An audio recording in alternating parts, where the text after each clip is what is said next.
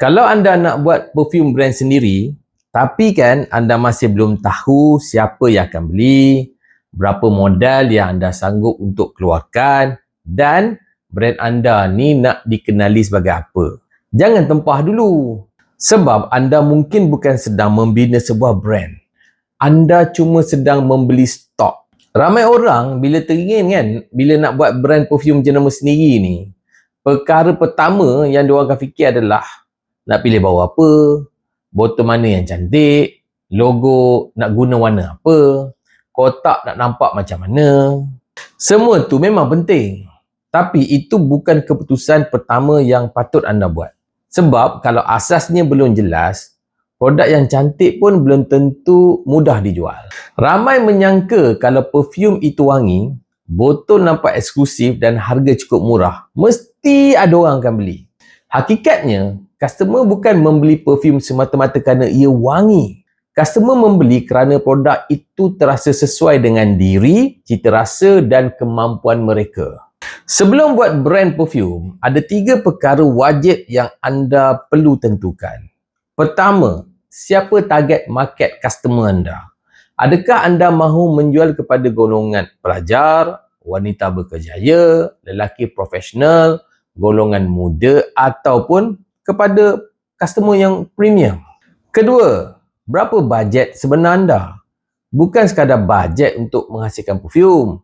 Anda juga perlu fikirkan kos packaging, marketing, sampel dan juga modal pusingan. Dan yang ketiga, apakah positioning brand anda? Adakah brand anda mahu dikenali sebagai perfume mampu milik, perfume yang nampak eksklusif, ataupun wangian premium untuk customer yang lebih khusus? Bila 3 perkara ini jelas, barulah lebih mudah untuk pilih bau, botol, desain dan juga harga yang untuk dijual. Contohnya, kalau anda mahu menjual kepada wanita muda yang baru bekerja, bajet mereka mungkin sekitar RM30, RM50 kan untuk sebotol perfume. Jadi anda tak perlulah terus menggunakan packaging yang terlalu mahal sehingga harga jual terpaksa dinaikkan sampai RM100.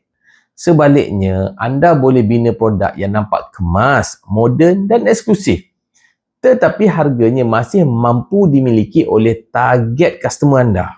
Itulah bezanya antara sekadar memilih produk yang kita suka dengan membina produk yang customer kita nak beli.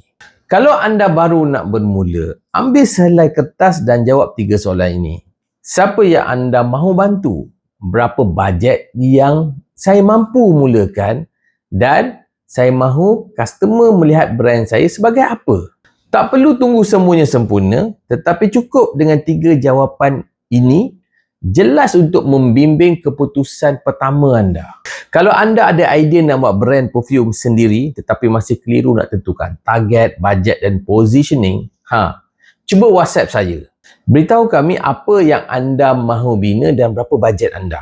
Kami bantu susun langkah permulaan yang lebih praktikal supaya anda tak perlu meneka seorang diri. Minyak wangi tuyu dari idea jadi brand.